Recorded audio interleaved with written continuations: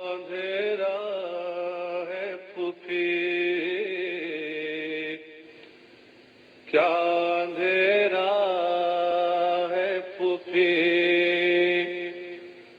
قید خانے میں سکینہ یہ بیاں کرتی تھی، کیا اندھیرا ہے پھوپھی، کیا اندھیرا ہے پھوپھی، شمع منگوائیے ورنہ میں نہیں جینے کی، کیا اندھیرا ہے پھوپھی،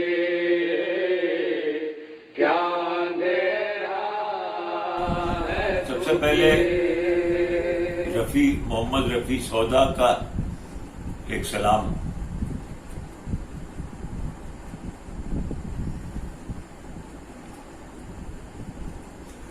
ادب سے بھیجے ہے تجھ پر تیرا غلام سلام، ادب سے بھیجے ہے تجھ پر تیرا غلام سلام، قبول ہو تیری خدمت میں یا امام سلام، قبول ہو تیری خدمت میں یا امام سلام، تو وہ امام ہے جس پر کہ روح نبیوں کی، تو وہ امام ہے جس پر کہ روح نبیوں کی درود بھیجے ہے دن رات صبح شام سلام، درود بھیجے ہے دن رات صبح شام سلام، تیری وہ آخری شعر، تیری وہ ذات مکرم ہے اے امام شہید، تیری وہ ذات مکرم ہے اے امام شہید، کہ تجھ پہ بھیجیں گے تا حشر خاص و عام سلام، کہ تجھ پہ بھیجیں گے تا حشر خاص و عام سلام، قبول ہو.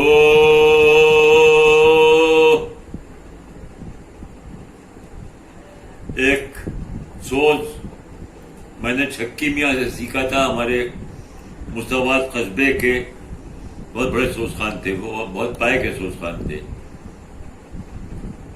وہ سنا رہا ہوں. زین العباد جو گورے غریب بنا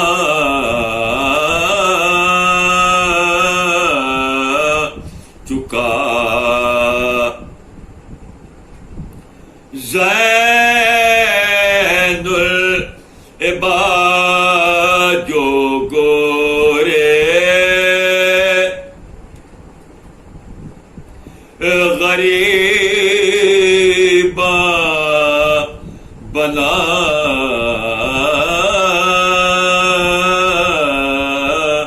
چکا آئے قبر شے پر پھولوں کی چادر چڑھا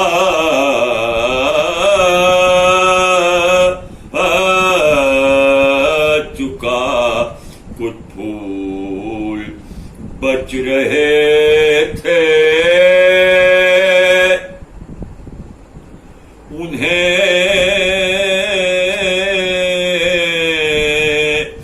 رکھنے جو لگا آواز آئی قبر منور سے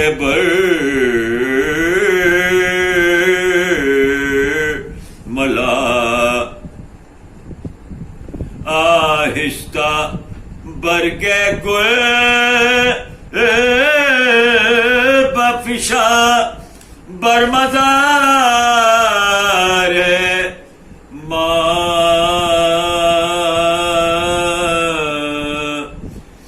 بس نازک است شیشہ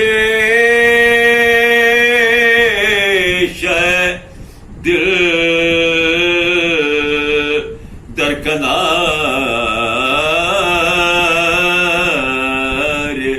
مازن الباجو،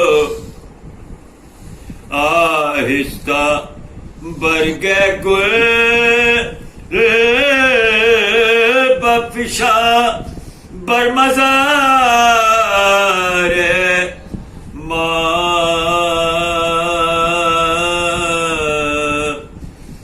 بس نازک است شیشہ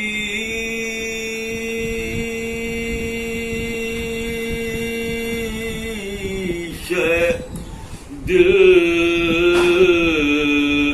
در کنار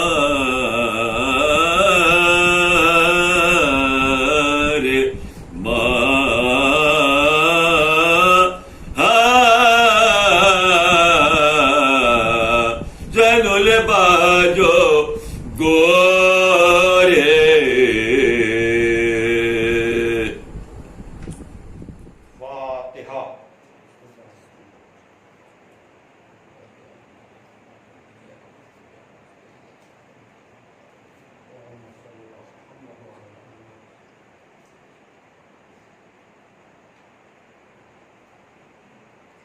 اعوذ باللہ من الشیطان اللعین الرجیم، بسم اللہ الرحمن الرحیم، الحمد للہ الذی ہدانا لہذا وما كنا لنہتدی لولا ان ہدانا اللہ، لقد جاءت رسل ربنا بالحق، الصلاة والسلام علی النبی الامی العربی القرشی المکی المدنی البطی البدی التہامی الدافع جیشات الاباطیل والدامغ سولات الازالیل، مولن الحق بالحق بالقاسم محمد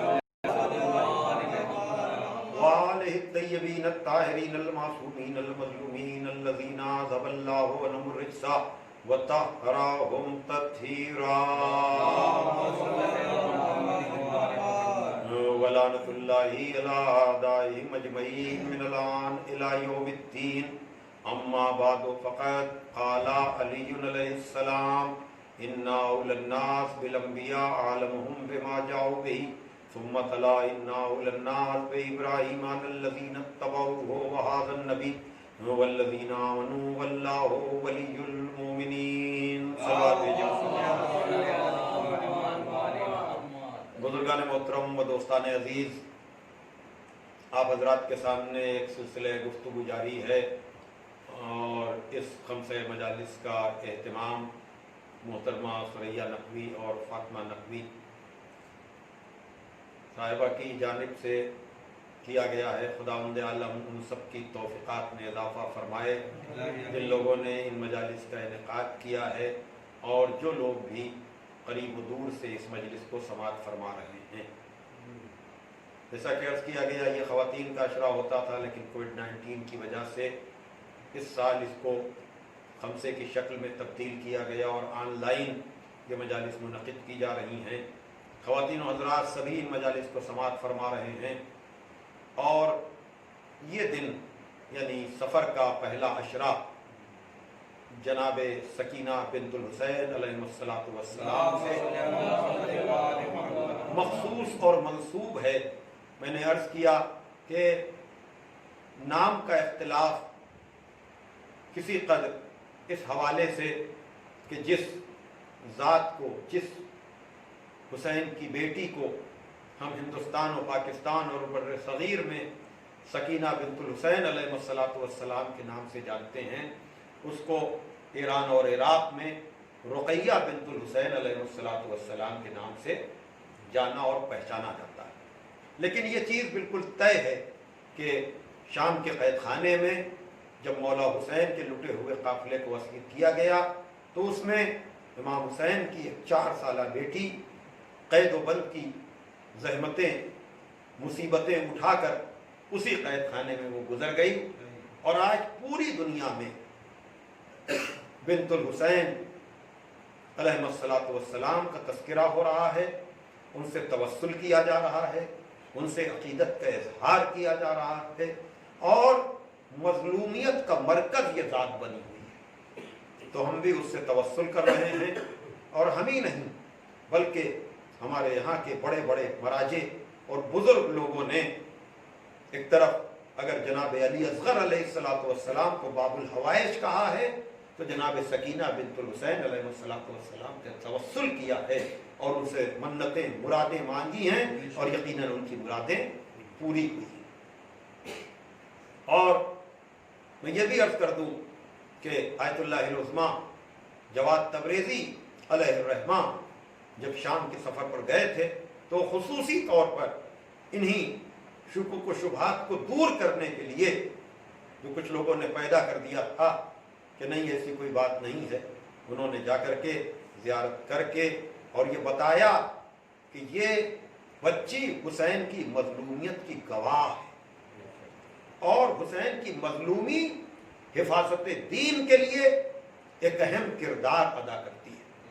اگر اس خمسہ مجالس، اس سلسلہ ذکر مجالس کا سلسلہ آپ کے ذہن میں ہے تو کل میں گفتگو اس منزل تک لے کر آیا تھا، اور پرسوں بھی میں نے ضمناً ذکر کیا تھا، لیکن کل باقاعدہ طور پر میں نے اس بات کا تذکرہ کیا کہ امام حسین علیہ السلام چونکہ قیامت تک کے منافقوں کو بے نقاب کرنا چاہتے تھے، اس لیے انہوں نے عام جنگ کے انداز سے ہٹ کر یہ جنگ لڑی کہ جہاں خالی مردوں کو، طاقتور لوگوں کو لے کر نہیں گئے بلکہ اپنے ساتھ خواتین کو اور خواتین کے ساتھ بچوں کو بھی لے کر کے گئے، تاکہ یزیدیت اگر اپنے ظلم پر پردہ ڈالے تو کہیں پر یہ خواتین اپنے خطبے سے اس کو بے نقاب کر دیں، اور کہیں پر یہ بنی ہوئی قبر ہمیشہ کے لیے مظلومی کی علامت بن جائے کہ پھر حسین پر ہونے والے ظلم کو کوئی بھی یزید چھپا نہ سکے۔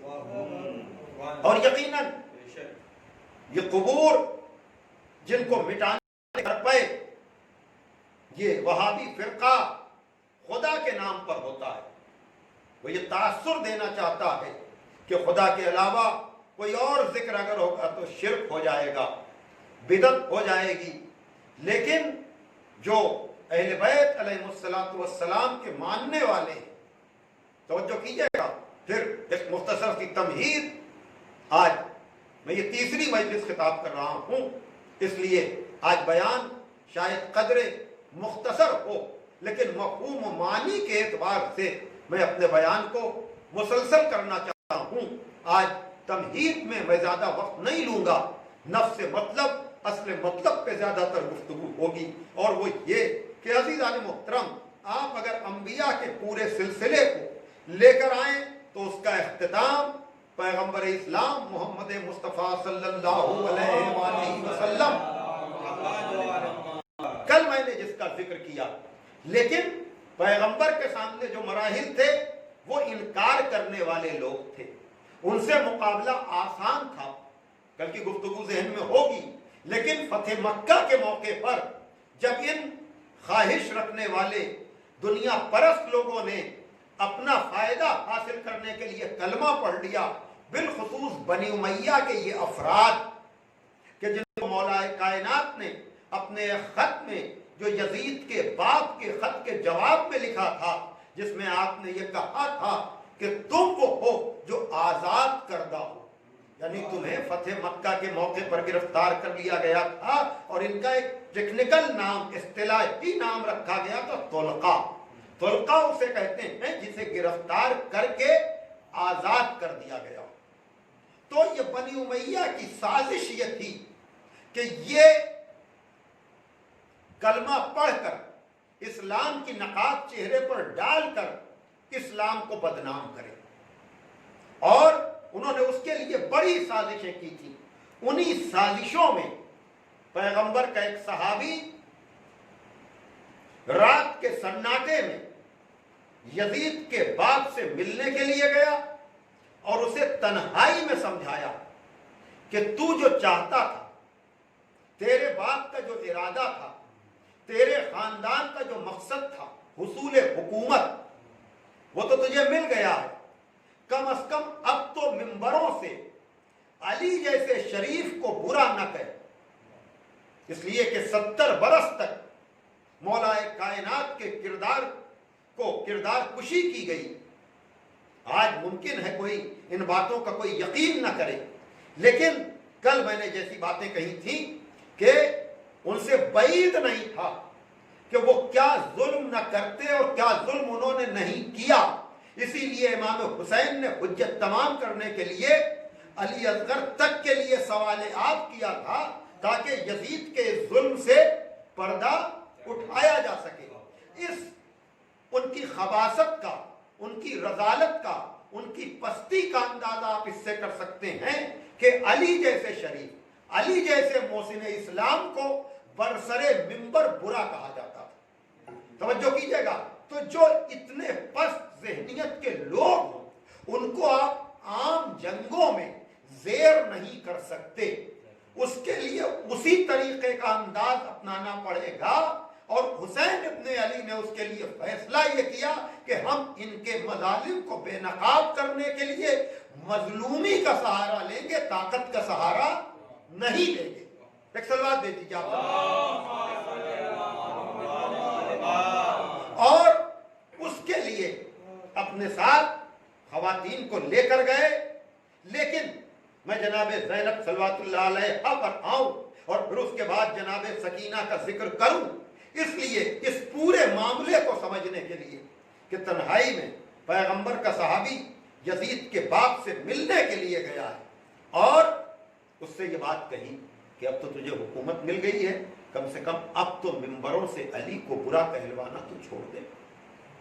تو یزید کے باپ نے رسول کے اس صحابی کو جو جواب دیا اور وہ صحابی جب آیا ہے تو اس کے بیٹے نے اپنے باپ کو حیران و پریشان دیکھ کر کہا ہے کہ آج آپ کی پریشانی آپ کے چہرے سے مترشح اور ظاہر اور حویدہ ہے، یہ ہوا کیا؟ کہا میں ایسے خبیث کے پاس سے ہو کر آ رہا ہوں جس سے میں نے یہ گفتگو کی اور اس نے یہ جواب دیا۔ جب اس نے کہا کہ اب یہ برا کام، یہ غلط کام بند کرا دے، برسرے منبر علی جیسے شخص کو تو اس طرح سے کہتا ہے جس کا یہ رتبہ ہے، یہ مرتبہ ہے، اس کا اتنا احسان ہے دین اور اسلام اور انسانیت کے اوپر، جو بھی الفاظ اس کا مفہوم یہی ہے۔ تو اس نے کہا کہ ہم سے پہلے کے حاکموں نے اگر بچ بچ کر ظلم کیا یا بچ بچ کر مخالفت کی یا ان کی مخالفت نہیں کی تو دیکھا تم نے محمد نے کس سلیقے سے اپنا نام خدا کے نام کے ساتھ جوڑ دیا کہ اب گلدستہ اذان سے جب بھی مؤذن اذان دیتا ہے تو اللہ کے نام کے ساتھ رسول کا نام بھی لیا جاتا ہے،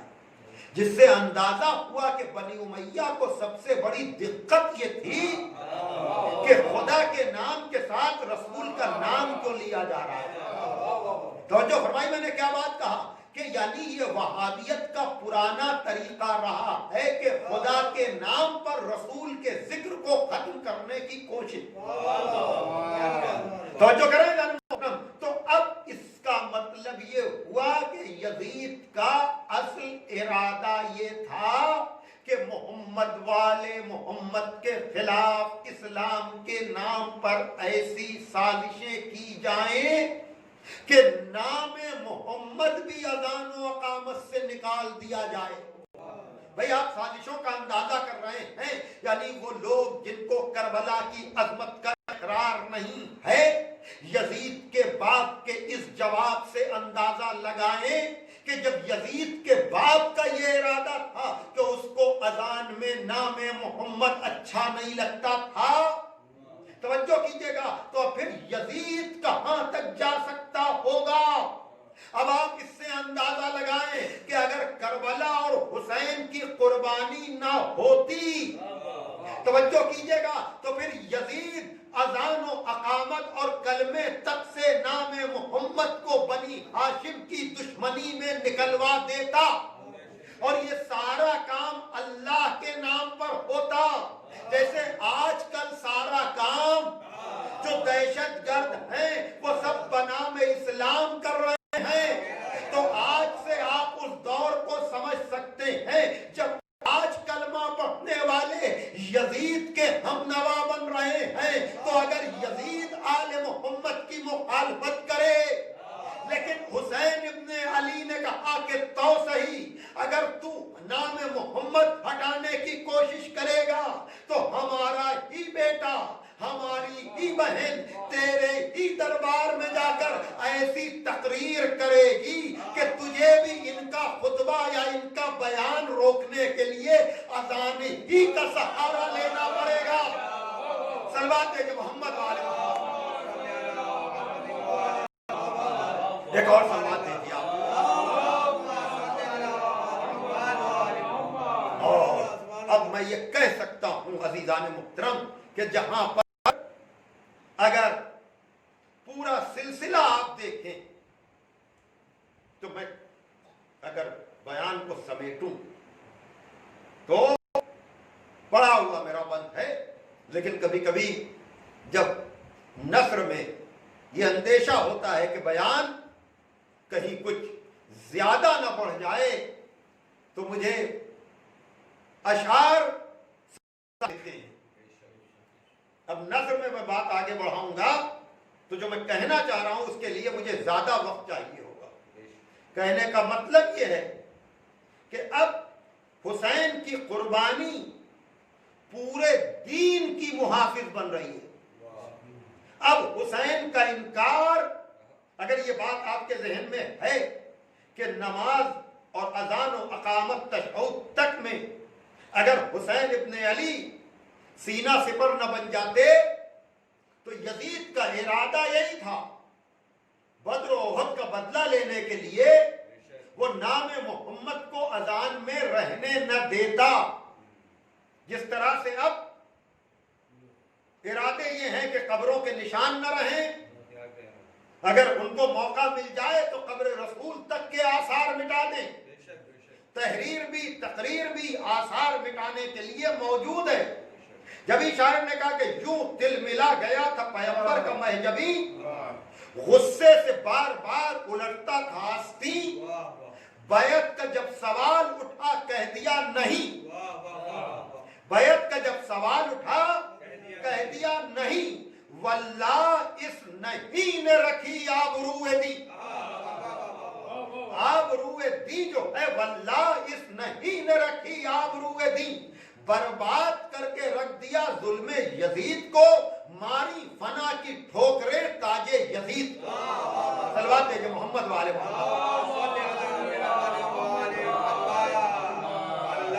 ایک اور صلوات دے یاد رہا. تو اب حسین ابن علی نے اس کربلا کو بنانے کے لیے، لیکن پھر چونکہ نگاہ حسینی دیکھ رہی تھی کہ یہ مردوں کو تو قتل کریں گے، لیکن پھر یہ نہایت خباثت کا اظہار کرتے ہوئے رسول زادیوں کو اسیر بنائیں گے. لیکن یہ اسیری حسین کے مشن کو توجہ فرمائیے گا، یعنی جس کو وہ مجبوری بنائے گا، آل محمد اس کو اپنا اختیار بنائے گا. توجہ کیجئے گا، جس ذریعے سے ان کے ذکر کو یہ دبانا چاہے گا، یہی ذکر یہی مظلومی ان کے ذکر کو بڑھنے کا ذریعہ بن جائے گی.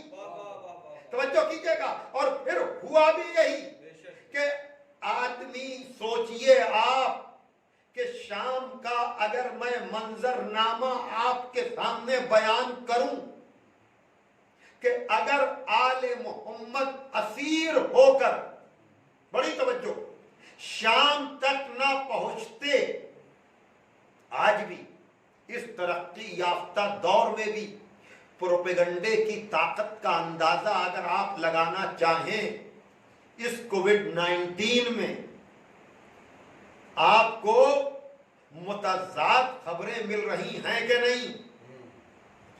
آپ کو پرنٹ میڈیا ہو یا الیکٹرانک میڈیا ہو، آپ کنفیوژن کا شکار ہیں کہ نہیں؟ میں کچھ کہنا چاہ رہا ہوں، توجہ فرمائیے گا. یعنی آج اگر ہر چیز اویلیبل اور موجود ہونے کے بعد آپ کے ذہن میں یہ تاثر بیٹھا ہوا ہے کہ حکومت جس چیز کو چاہتی ہے بتاتی ہے، جس چیز کو چاہتی ہے چھپاتی ہے. میں کچھ کہنا چاہ رہا ہوں، توجہ فرمائیے گا. تو آج اگر 1400 برس کے بعد جب ہم یہ دیکھ رہے ہیں کہ سب کے حقوق کی بات ہو رہی ہے، غلامی کا کوئی تصور بظاہر نظر نہیں آ رہا ہے، لیکن جسم تو غلام نہیں بن رہے ہیں، لیکن ذہنیتیں تو اب بھی غلام بن رہی ہیں. توجہ کیجئے کہ دیکھیے میں حالات حاضرہ سے آپ کو اس دور کو سمجھانا چاہ رہا ہوں کہ جب آج ہر طرح کی خبر ایک جگہ سے دوسری جگہ پہنچنے میں سیکنڈوں لگتے ہیں، تب بھی پر آپ اعداد و شمار پر، فیگر پر بھروسہ نہیں کر پا رہے ہیں، اور اب یہ وبا ایک معمہ بن کر رہ گئی ہے. توجہ کیجئے گا. تو اگر آج یہ عالم ہے جب سب اچھے نظر آ رہے ہیں، حقوق انسانی کی حفاظت کرنے والے نظر آ رہے ہیں، UN جیسا ادارہ موجود نظر آ رہا ہے کہ وہاں سارے نیشن اپنی بات رکھ سکتے ہیں، تو جب آج پروپیگنڈے کی یہ طاقت ہے کہ آپ کنفیوز ہیں کہ سچائی سامنے آ رہی ہے کہ نہیں، تو یزید جیسے حاکم کے دور میں آپ اندازہ کر سکتے ہیں کہ پروپیگنڈا کتنا ہوگا. آپ اندازہ کر رہے ہیں. تو ایسے موقع پر جب تک جناب زینب اور سجاد جیسے شام میں پہنچ کر حقائق نہ بیان کرتے، وہاں اگر یزید اسلام کی تصویر کو بدل دیتا تو اس میں تعجب کا مقام کیا تھا. اب آپ سمجھ رہے ہیں کتنا ضروری تھا شام جا کر کے. اور اگر اس کا بھی آپ اندازہ کرنا چاہتے ہیں عزیزان محترم، میں چاہ تو رہا تھا کہ آج کم سے کم جناب زینب کا ذکر کر کے جناب سکینہ کے تذکرے تک جاؤں، لیکن میں کیا کروں، باتیں اتنی گہری ہیں کہ جب تک بالکل واضح طور پر بیان نہ کی جائیں تو سادے حضرات بات کو سمجھ نہیں گے. ایک ثبوت کے لیے میں بات پیش کر رہا ہوں کہ جب یہ لٹا ہوا قافلہ شام کے بازار میں ٹھہرا ہوا تھا تو ایک شخص مسجد سے نکل کر آیا ہے اور وہ ان اسیروں کو دیکھ کر یہ کہہ رہا ہے، میں تو صحیح طور پر لفظوں کا ترجمہ بھی نہیں کر سکتا ہوں، گویا کہ اس لٹے ہوئے قافلے کو دیکھ کر وہ یہ کہہ رہا ہے کہ خدا کا شکر. میں صرف مفہوم لفظوں میں بیان کر رہا ہوں، اور یہ باتیں عام طور سے منزل مصائب میں بیان کی جاتی ہیں، لیکن یہ جناب سکینہ بنت الحسین علیہ السلام کے کا فیض ہے کہ جو باتیں منزل مصائب میں سرسری اور روا روی میں بیان کی جاتی ہیں اور آپ پر گریے اور غم کے اثر کی وجہ سے کوئی اتنا بھی نہیں پاتا، لیکن میں یہ ربط مصائب سے پہلے منزل فضائل میں یہ باتیں عرض کر رہا ہوں کہ ایک شخص مسجد سے نکلا ہے، اس لٹے ہوئے قافلے کو دیکھ کر یہ کہہ رہا ہے کہ خدا کا شکر کہ اس نے تم کو اس انجام تک پہنچایا. میں نے کہا نا، میں نے بہت ایسے لفظ ادا کیے ہیں تاکہ حد ادب رہے، لیکن ان اسیروں کو دیکھ کر مسجد سے نکلنے والا ایک قاری قرآن شکر خدا ادا کر رہا ہے. اب اگر سید سجاد جیسا صابر امام اور اس جیسے کو جواب دینے والا نہ ہو اور آج بھی اسی طریقے کو اپنانے کی ضرورت ہے. یہی فیض ہے عزاداری کا، حسین کی مظلومی کا، کہ اگر ہم صحیح معنی میں اس مظلومی کو بیان کر لے جائیں تو بہت سے ذہنوں میں جو غلط فہمیاں ہیں، توجہ کیجئے گا، تو پورا منظر آپ کے ذہن میں آ گیا نا کہ میں بات بیان کرنے جا رہا ہوں. اس نے ان کو دیکھ کر کہا، یہ جملے ادا کیے ایک مرتبہ، یہ ہمارے امام کا طرز تبلیغ ہے، یہ ہمارے امام کا بیان کرنے کا انداز ہے، جس سے پتہ چلتا ہے کہ اپنے ساتھ یہ خواتین کو لے کر کے کیوں آئے ہیں اور چوتھے امام پر مرض کی کیفیت کیوں طاری ہوئی ہے. بس میں اس سے زیادہ وقت آج نہیں لینا چاہوں گا، لیکن اس منزل کو آپ تک پہنچا دوں.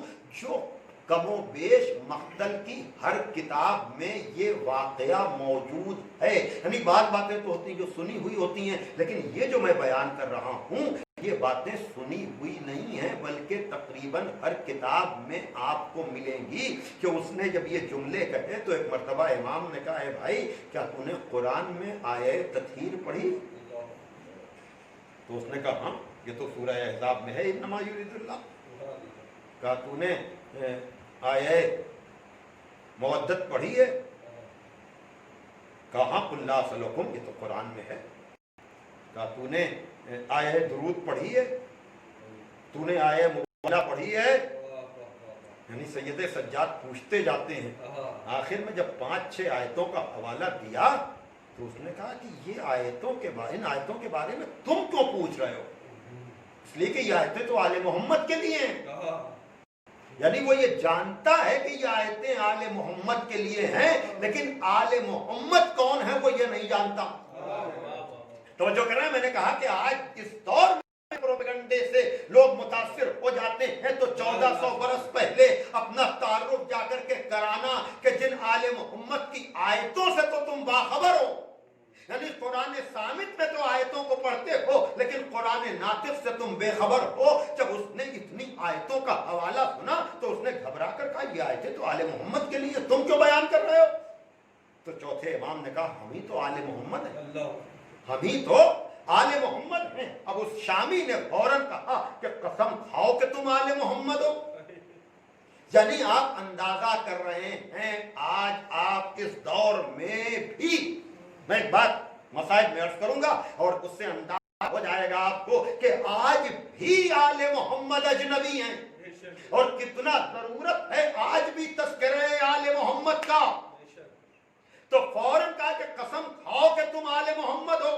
تو یہی جملے ہیں کہ واللہ نحن ہم، خدا کی قسم ہم ہی آل محمد ہیں. اب اس کے بعد اس نے کہا کہ ہم ان اونٹوں کے سامنے لیٹ جاتے ہیں، کہیے کہ یہ ہمارے اوپر سے گزر جائیں کہ میں نے آپ کو اس کیفیت میں دیکھا. یعنی جب حجت تمام ہوئی تو بہت سے لوگوں نے ان کی حقانیت کا اقرار کیا. اب آپ سمجھے، چاہے سید سجاد ہوں، چاہے ان کے ساتھ جانے والی خواتین ہوں یا ان کے ساتھ بچے ہوں، یہ سب ظلم سے کہ چہرے سے نقاب اٹھانے کا ذریعہ بن رہے ہیں. اب ایک بات جو میں نے کہی کہ میں وہ عرض کر دوں، اس لیے کہ میں نے پہلے دن یہ عرض کیا تھا کہ میں نے کافی عرصہ شام میں گزارا ہے. میں خود دونوں جگہ کے بارے میں آپ سے بالکل عینی میں گواہ ہوں. جنت البقیع میں جب آپ جائیں گے تو جنت البقیع کے اس وقت جو دروازہ کھلتا ہے جنت البقیع کا، اس وقت اس میں سب سے پہلے آپ کو بالکل یعنی داخل ہوتے ہی داہنی طرف 4 اماموں کی قبریں جو ہیں، اور تیسرے حاکم کی قبر جو پہلے جنت البقیع میں قبرستان تھا بھی نہیں، یہودیوں کا قبرستان تھا. تو آپ اندازہ کر سکتے ہیں کتنی دور ہوگا، وہ بڑا قبرستان ہے جنت البقیع. بعد میں اسے شامل کیا گیا ہے. لیکن آل محمد سے مسلمانوں کی دوری کا یہ عالم ہے کہ جو نواسا ہے اس کی قبر کے بارے میں نہیں پوچھتے.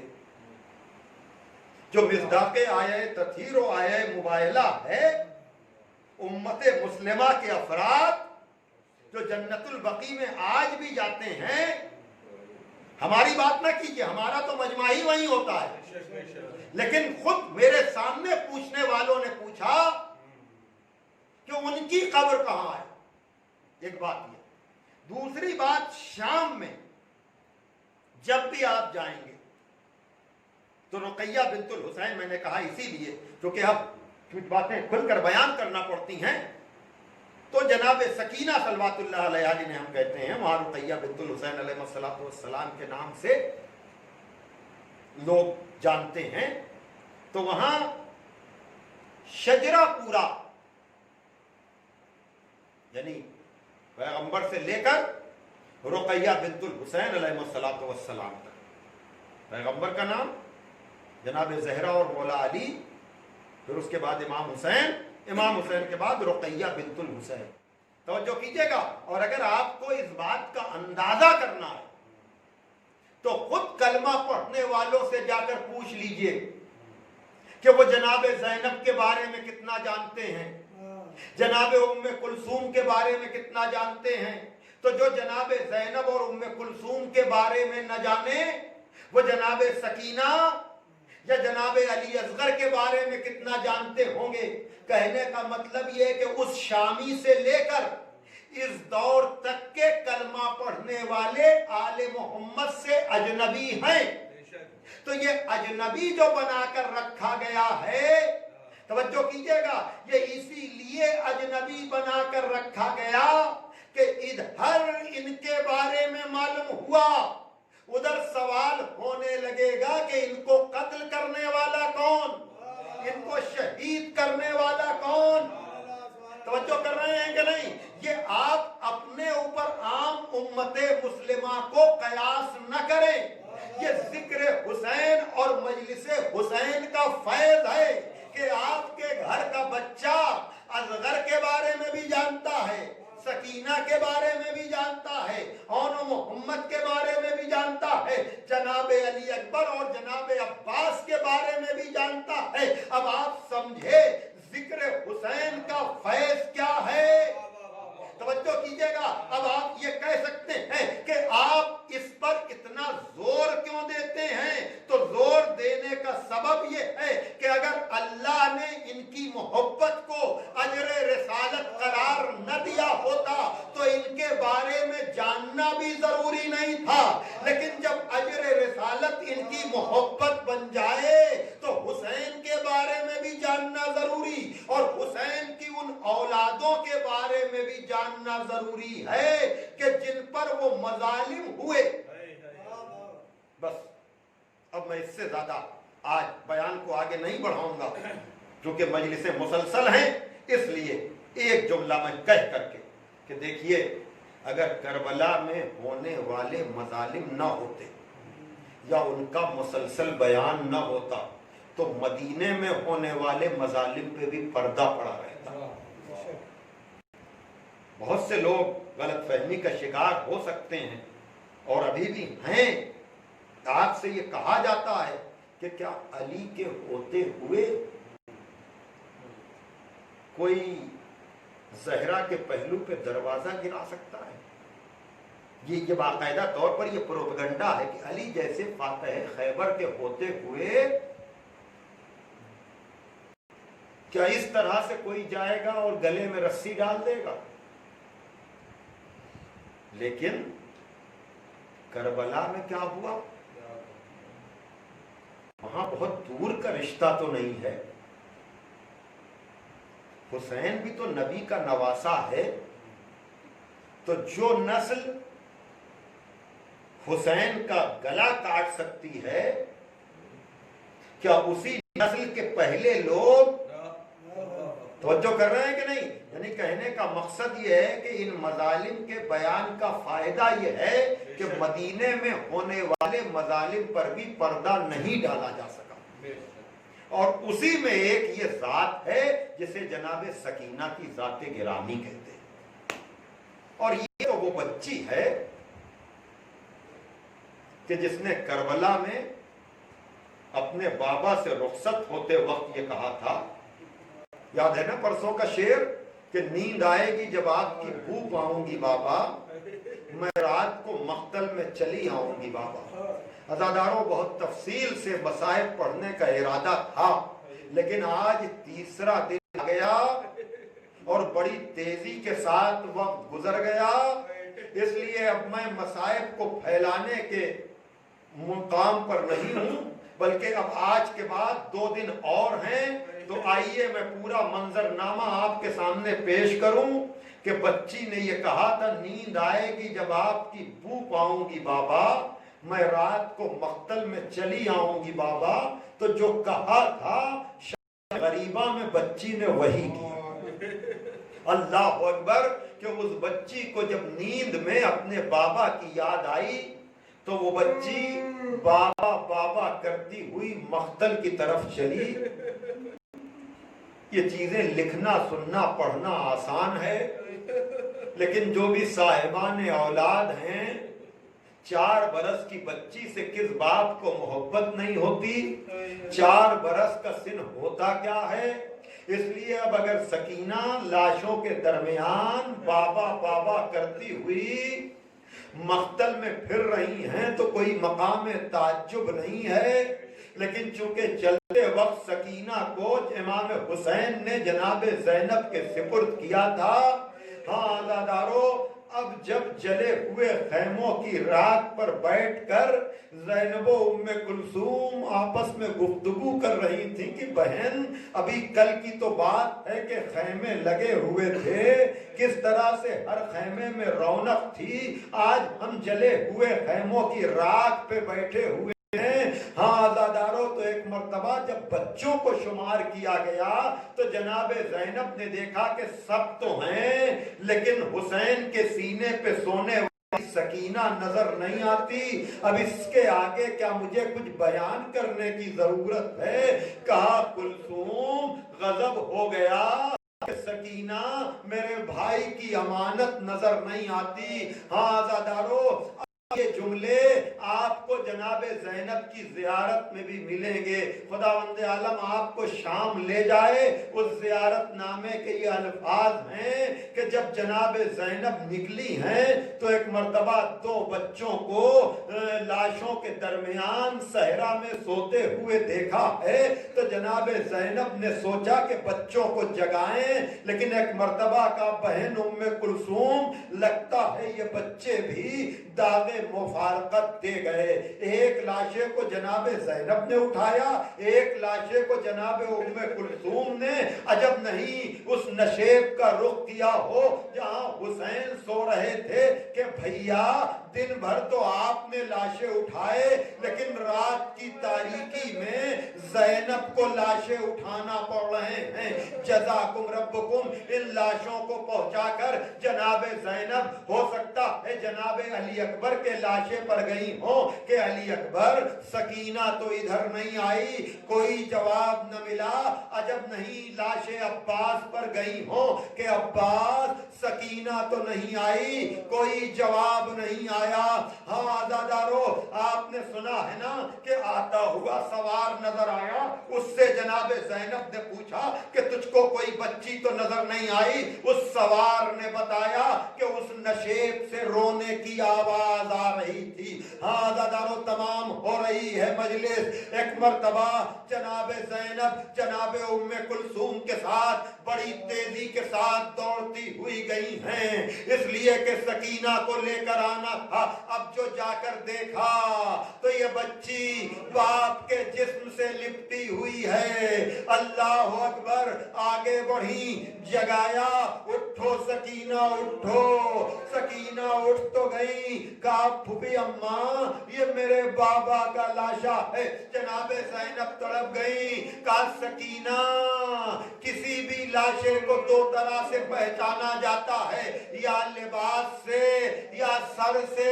جسم پر سر نہیں ہے اور لاشا بے لباس ہے، تم نے کیسے پہچانا کہ یہ تمہارے بابا کا لاشا ہے؟ ہاں دادارو، اس سے زیادہ میں آج بیان کو آگے نہ بڑھا پاؤں گا، ولو یہ کہ آج مجھے تفصیل سے مسائل بیان کرنا چاہیے تھے، لیکن بس آپ سوچیں، تصور کریں، چشم تصور میں اپنے کو کبھی کربلا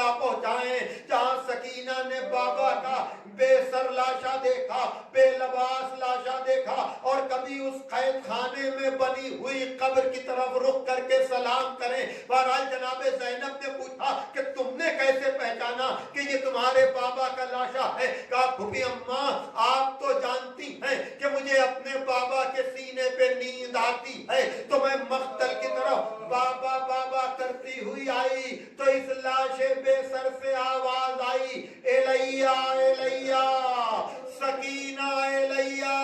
پھوپھی اماں میں اپنے بابا کے پاس آئی اور میں نے اپنے بابا سے ساری رودات سنا دی کہ بابا آپ کے بعد خیمے جل گئے، چادریں چھن گئی اور میرے امو نے جو در پہنائے تھے وہ ظالم نے چھین لیے. یہ دیکھیے میرے کانوں سے اب تک خون بہ رہا ہے. پتہ نہیں جناب زینب کس طرح سے سکینہ کو لے کر آئیں. واہ سکینہ، واہ حسینہ، واہ مظلومہ. الا لعنت اللہ علی القوم الظالمین. سیعلم الذین ظلموا ای منقلب ینقلبون. حضرات یہ شاعر اہل بیت جناب حسن رائے بریلوی صاحب کا نوحہ پیش کر رہے ہیں آپ کے سامنے. انشاءاللہ مصاحب ہوں گے. تصور شرط ہے. یا حسین میرے سکینہ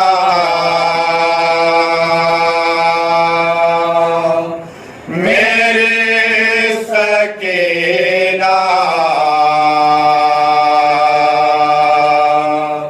تڑپ کے زینب کا تھا یہ کہنا میری سکینہ میری سکینہ تڑپ کے زینب کا تھا یہ کہنا. میں جا رہے ہو سوئے مدینہ میں جا رہے ہو سوئے مدینہ میں جا رہے ہو سوئے مدینہ. میری سکینہ میری سکینہ تڑپ کے زینب کا تھا یہ کہنا. تم اپنے اصغر کو بھول جانا تم اپنے اصغر کو بھول جانا تم اپنے اصغر کو بھول جانا تم اپنے اصغر کو بھول جانا. اب اپنے اکبر کو بھول جانا اب اپنے اکبر کو بھول جانا اب اپنے اکبر کو بھول جانا اب اپنے اکبر کو بھول جانا. چچا کو بھی اب نہ یاد کرنا چچا کو بھی اب نہ یاد کرنا چچا کو بھی اب نہ یاد کرنا. میری سکینہ میری سکینہ تڑپ کے زینب کا تھا یہ کہنا. نہ جس کے ملنے پہ تم تھے روتے جس کے ملنے پہ تم تھے روتی لپٹ کے جس سے کبھی تھی سوتے لپٹ کے جس سے کبھی تھی سوتی. ملے گا تم کو ناب وہ سے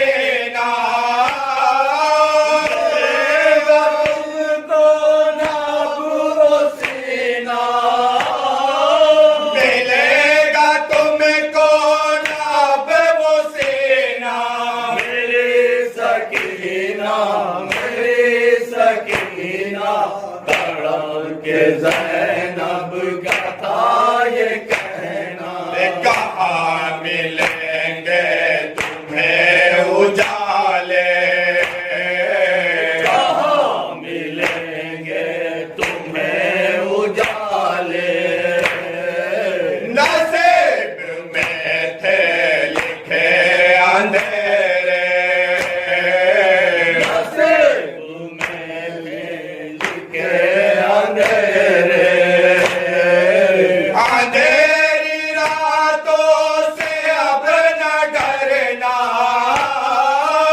اندھیری راتوں سے اب نہ ڈرنا، اندھیری راتوں سے اب نہ ڈرنا، میری سکینہ تڑپ کے زینب کا تھا یہ کہنا، تمہیں غموں سے بچا نہ پائے، تمہیں غموں سے بچا نہ پائی، حسین بن کر سلا نہ پائے، حسین بن کر سلا نہ پائی، جو ہو سکے تو معاف کرنا، جو سکے تو معاف کرنا، جو ہو سکے تو معاف کرنا، میری سکینہ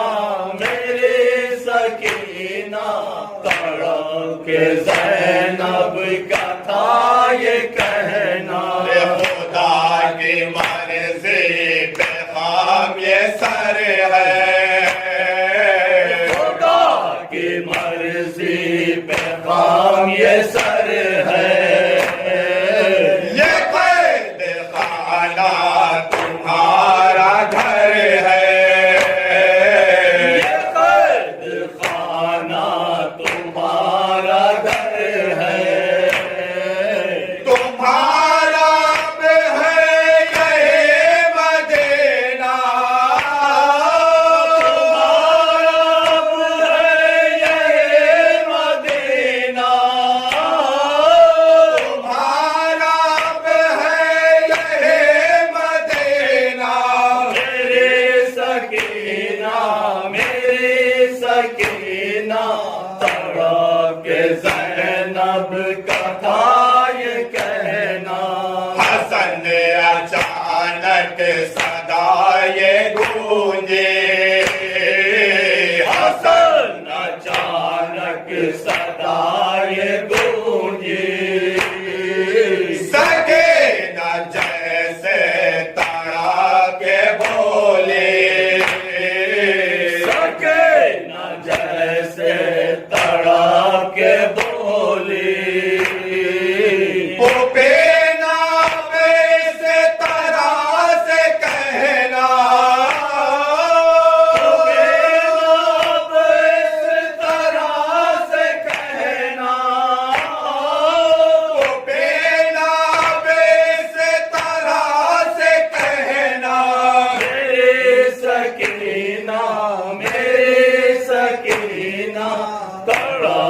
زینب کا تھا یہ کہنا میں جا رہی ہوں سوئے مدینہ،